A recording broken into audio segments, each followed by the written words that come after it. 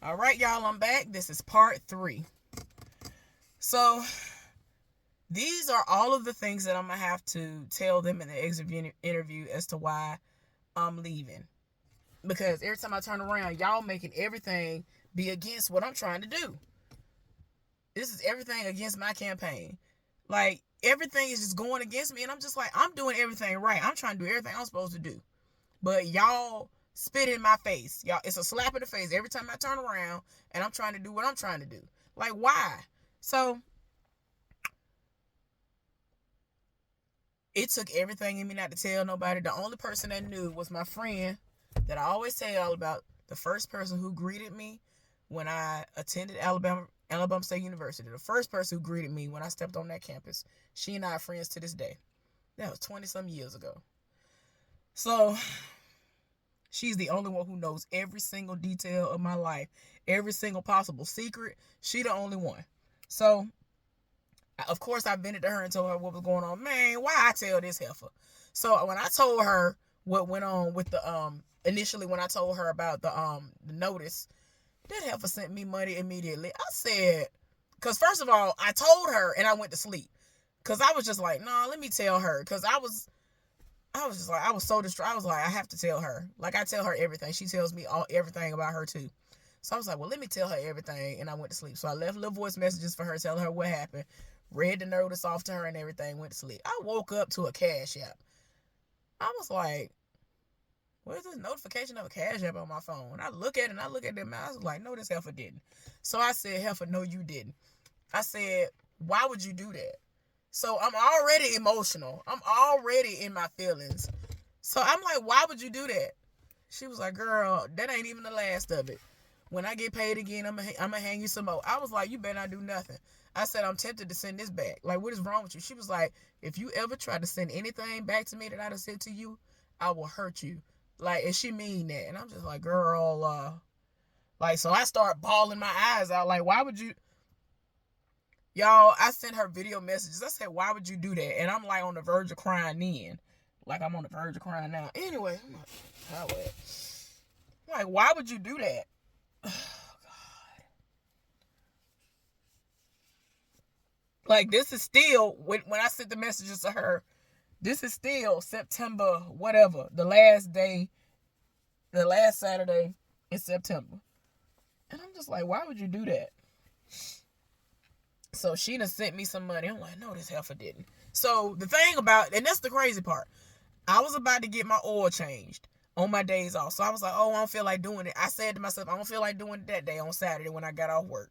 Because that was what I was going to do. I was going to go do that as soon as I got off work so I could be one of the first ones in line at Valvoline. I love Valvoline. I don't know why, but that's why I like going to get my oil changes from. So I was just tired. That's how dog tired I was. I was like, no, I'll just do it. I'll probably do it Monday. I just do it right and early Monday. Because at first I said Sunday. I said, no, I just do it Monday.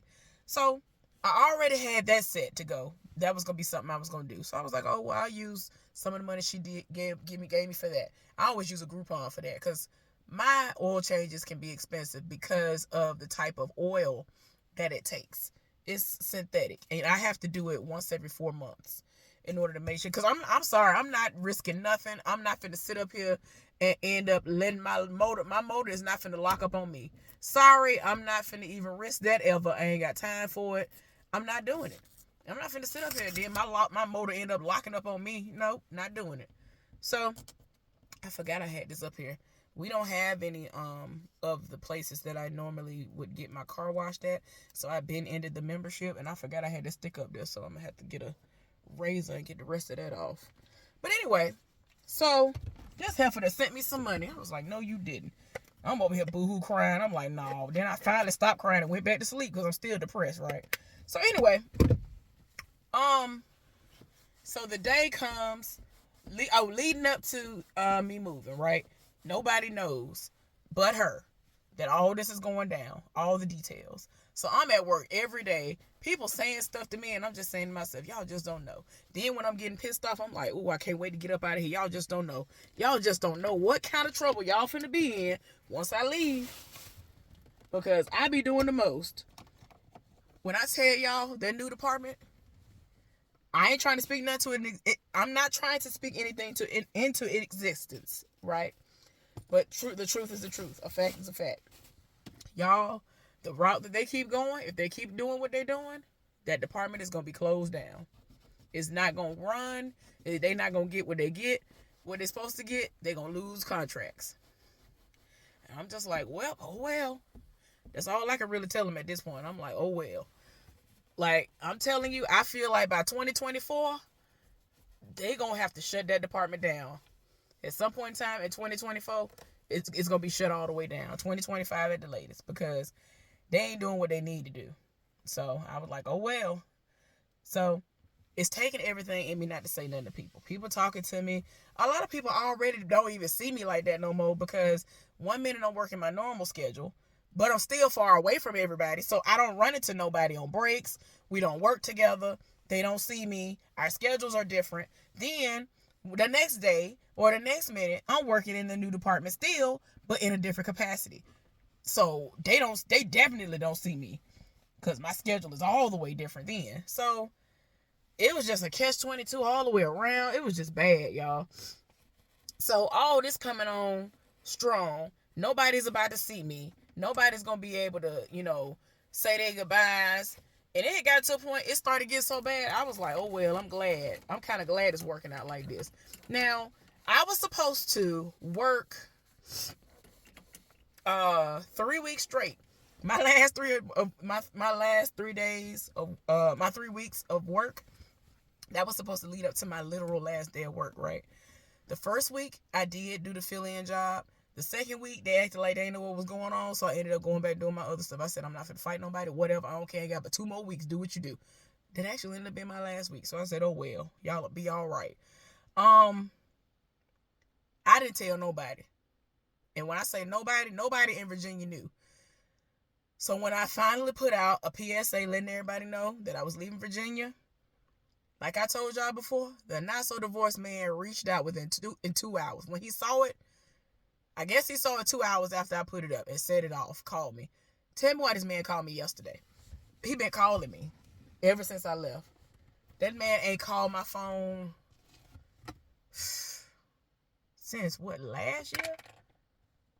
I think like when his mama passed away and all that stuff. When he was being consistent, that was the last time that man actually was calling me. Like, it was crazy, y'all. This man been calling me like crazy. And yes, he is still married. So y'all, it's been crazy. It's been a lot.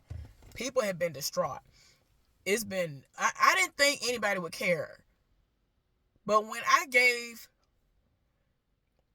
gave HR my letter of resignation, and I just started telling him, like, there's nothing you can do and all that.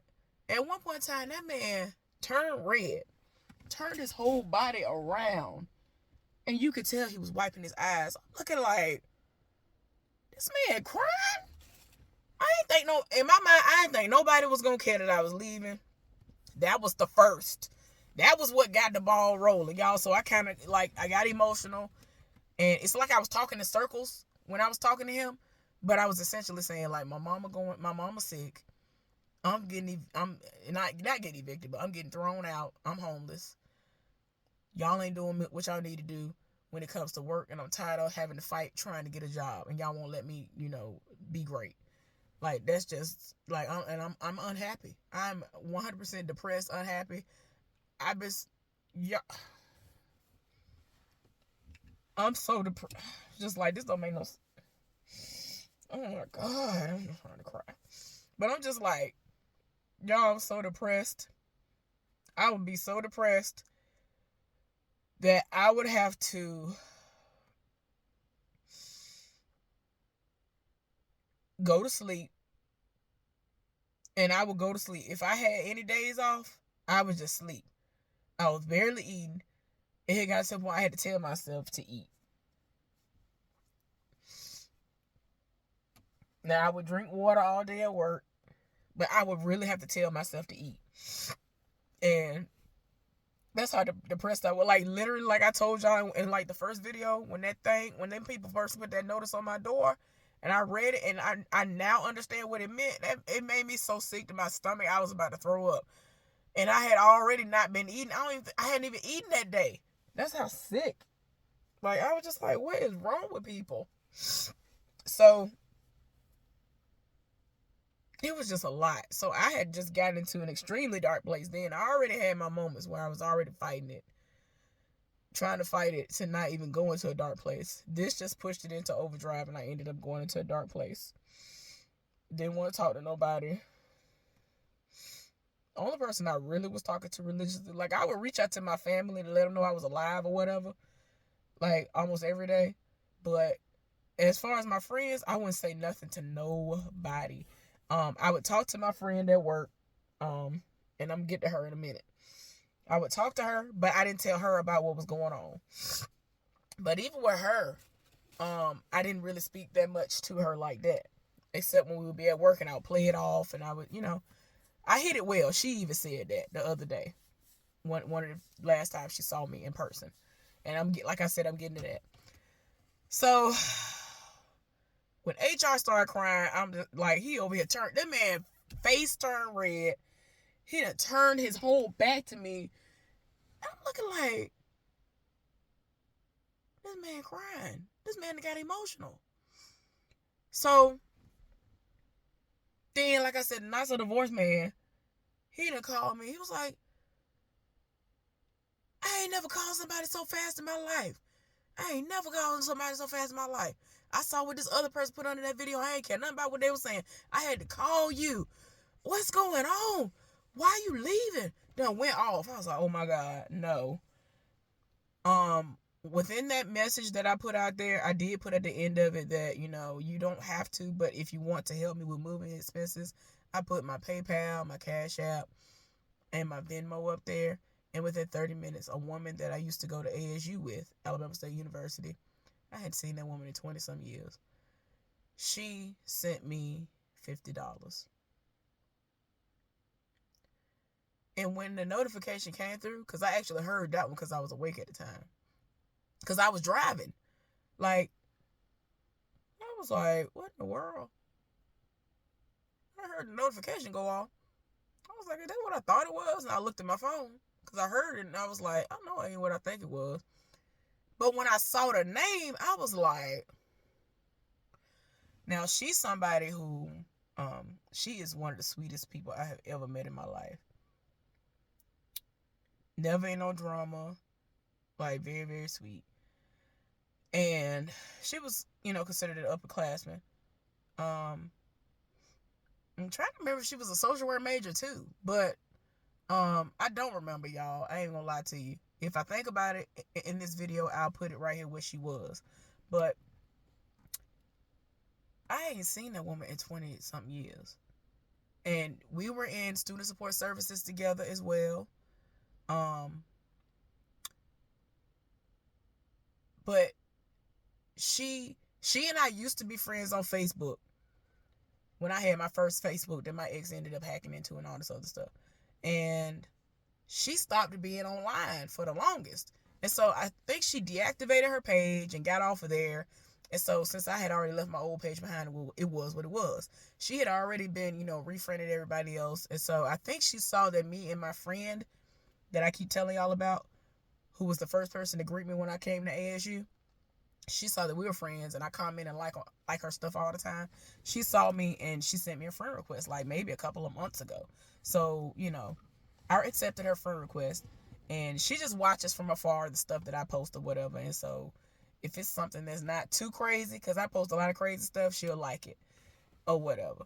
So I was shocked that she sent that to me, and I was out getting gas, I think, when I finally was able to stop and see it for sure.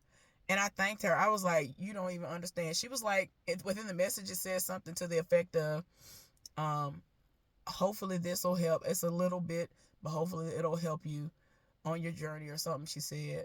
It was really, really sweet because she didn't have to do it. She ain't seen me in I don't know how long, but I never had any issues with her. We always used to have conversations and everything. So I was cool with her. So I was shocked. I was like, wow, somebody actually sent me some money. I always go into a situation not thinking nobody gonna do nothing anyway. So I was just like, I don't know how it's gonna happen. Like, worst case scenario is they just gonna have to throw all my stuff away. Like, I don't know. So anyway, so then I'm still at the gas station. I'm trying to leave. My friend, she texted me. She said, girl, what is going on with this post? And so I started laughing because I'm trying to laugh it out. Trying to laugh to keep from crying because I had already been crying. Y'all, it took me like, I don't know how long to leave work after I talked to HR. So I'm sitting in the parking lot crying. People don't even know what's going on. I'm walking by people. They don't even know that I turned in my letter of resignation. Y'all, and I'm finna get to another part in a minute, but it's just so much stuff that popped off. I was just like, oh my gosh, y'all don't even know the half. So I'm in the car trying to console my own self. Then I'm like, let me go get some gas. So I went and I'm sitting there. I had already responded to the person and thanked her for sending me that money. So then my friend pop up texted me. And so I'm trying to keep it a secret to where I'm going because by now I do know where I'm going. And so she was like, look, just tell me where you're going. Like, I just want to know, are you going to be at home? Because I need to know if you're going to be around people like that, love you. Are you going to be surrounded by people that love you? I just want to know where you're going. So I told her, I was like, yeah, I'm going to Montgomery. She was like, okay. Because I wasn't really ready to tell her everything yet. I still haven't told her everything yet. Y'all, a lot just happened. So I can't talk to her about it right now. To make a long story short, her grandmother passed away while I was in the middle of moving. And, God. The reason why I'm getting emotional is because ever since I first met her, everything that she talks about, a lot of time when we talk, she talked about her mama. Everybody that know her, they know that she is very close to her grandmama. My mama even know about her grandmama. It was to the point that my mama would ask me every single time she would see me or she would talk to me. She'd be like, well, how's she doing and how her grandmama doing? Always ask me.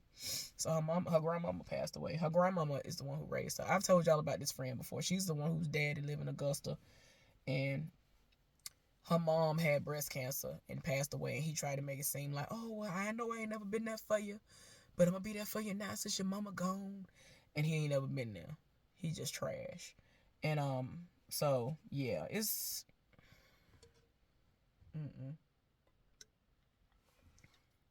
She texted me, y'all. I was in the middle of packing stuff. My knee had blew up on me. I can't walk. I'm sitting down and I'm packing. And the movers are literally there, y'all. This is how crazy this was. This was Friday. That's the only reason why I could tell y'all when it happened. This was literally Friday that just passed. My phone was missing. Y'all, the movers that sat up here and moved my dang phone. And I had to ask them to call it because I know I ain't put my phone nowhere. I know I ain't packing away. He done put it in a trash bag. And I'm just like, I ain't got time for this. So anyway, I checked my phone. I see I got messages. And so she said, hey, beloved, just wanted to let you know that grandma passed. And I'm just like, grandma passed last night. I'm looking at my phone. I said, what? So I had to sit down because at the time I had started standing up and doing stuff, and that was helping me to do stuff a little faster. And so I said, what? So I had to sit down because I got a little weak. I consistently ask her about her grandmama. We have long conversations about her grandmama. Like, I don't play by her grandmama. Like, I'm just like, what is we talking about? And so her mama's brother, which is her mama's twin, he was very distraught. All this stuff is going down, y'all, and I'm in the middle of moving. I'm like, oh my gosh. So I was like, girl, how are y'all holding up? Girl, how your uncle doing? Because I know he going through. Like, he lived next door on purpose so that he could go over there every day to see her. She already was having dizzy spells. She had all kinds of stuff going on with her, y'all, and she had seemed to have gotten better. She had a fall, and in the summer, there was a specific fall that happened. It was so bad that she had to go to rehab. And so she went to rehab. Rehab seemed to have been working. And then, I don't know, she just started going downhill, started declining fast. And so I was just like, girl, what? And so, y'all, religiously, like clockwork, when October comes, I text my friend and I'm like, I know it's October, so I'm just checking in on you. How are you? How are you feeling? Last year, it was a good year for her. It was a good October. She said, I'm in a good place this year. I'm not in my feelings because her mom had breast cancer. So October is always, tough for her. The holidays, because her birthday is in November, and then Thanksgiving is in November. Even though I don't celebrate Thanksgiving, so to speak, or whatever, I just celebrate being around people. And December is Christmas. You know what I'm saying? And then 2 months later, that's her mama's birthday. So, but her mama's birthday is my grandmother's birthday. And now, see, for her, she and I are in the same boat because that was her last living grandparent. And so, when I tell y'all, people talk about people having strong friends, you need to check on them. She's a strong friend.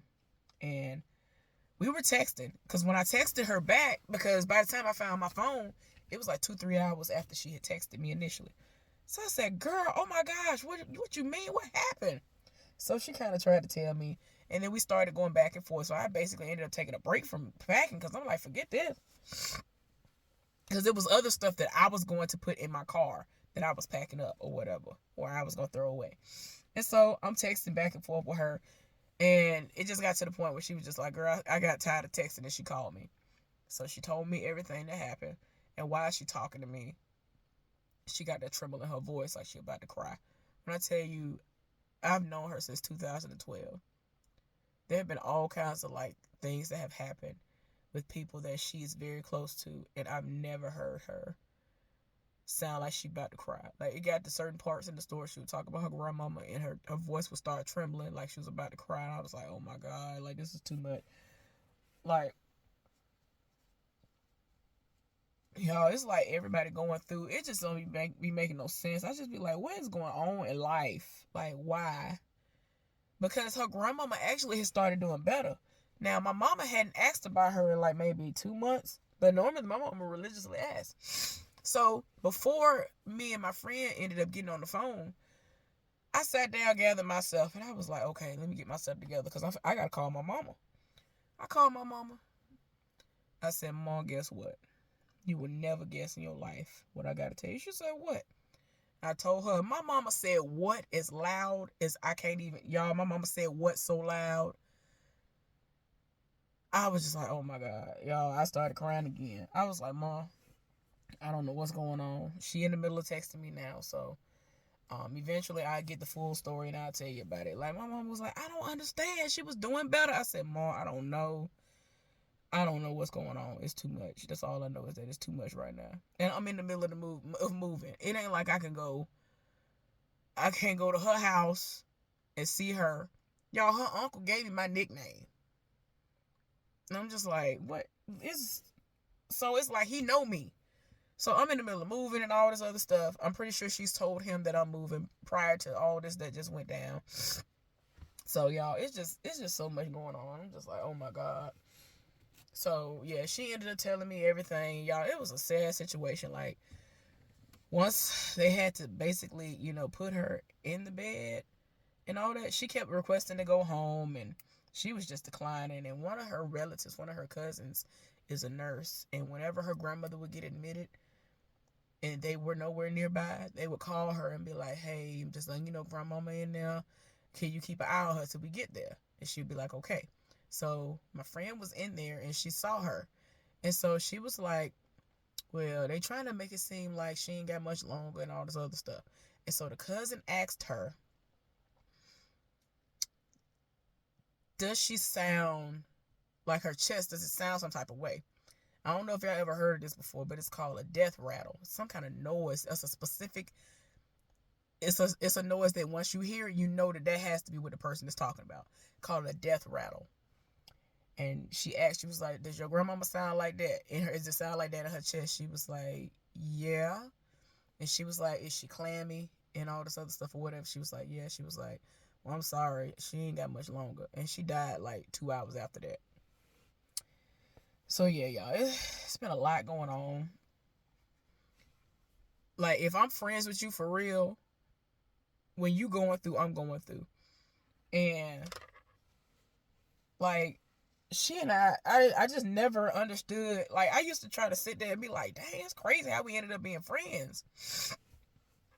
I just would have never thought we would be friends. And the fact that her mama and uncle's birthday are on my grandmama's birthday, it just blew my mind. It's like stuff just kept adding up. And I'm just like, wow, that's crazy. Y'all, I'm so sorry. It's just so much stuff been going on. It's making me emotional.